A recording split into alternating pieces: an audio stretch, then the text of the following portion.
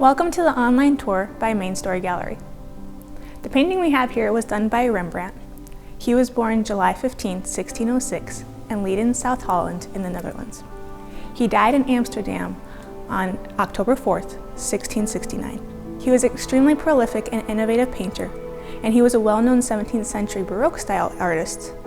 He mostly dealt with oil paintings, etchings, and drawings, and his works mainly consisted of historical, mythological, and religious works. From an early age, Rembrandt developed a love of art.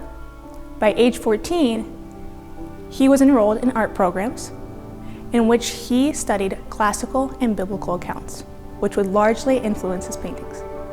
By 1627, Rembrandt opened his own art studio in which he sold many historical paintings, many of which he is best known for.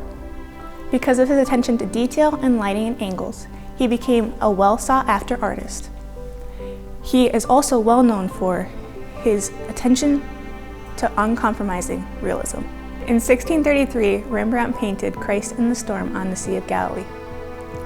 The image that we have here is not the original. I'll tell you the story about that later. The original is 62.9 and 50.3 inches. This seascape is the first and only seascape Rembrandt painted during his artistic career. Our eyes are instantly drawn towards this light where the sailors are trying to keep the ship afloat amidst the storm. Our eyes are then drawn towards this light through the clouds where the sun casts a shade of yellow through the clouds, signifying that the storm is meant to pass.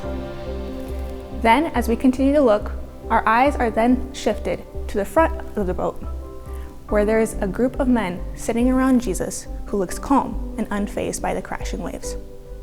Here, he has a halo of light as he is offering peace to these men. Rembrandt's meaning behind this painting could have been, here is the power of nature and men's helplessness against it.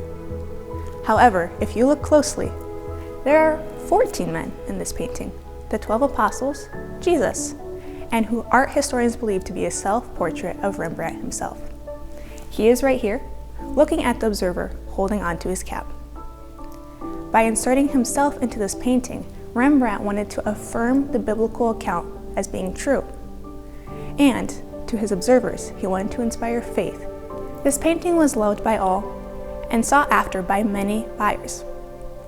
It was then finally handed down to the Isabella Stewart Gardner Museum in Boston, Massachusetts. There it hung in the front of the museum so that as people came, it was the first thing that they saw. However, on March 18, 1990, two robbers disguised as police officers rushed into the museum, claiming that they were on an emergency run for the museum. They stole the painting and other items, to which the amount stolen totaled to $500 million. The empty frame still hangs in that museum to this day, awaiting the day when the painting will finally be returned. As we think about the lost painting and the meaning that comes from it, there are many storms that we will face in our lifetime. However, to those who follow Christ and love Him, He promises to be with us every step of the way. Storms will come and go, but Christ will be our light as we continue to face through these storms. Trust in Him in your storm and seek His light to guide you.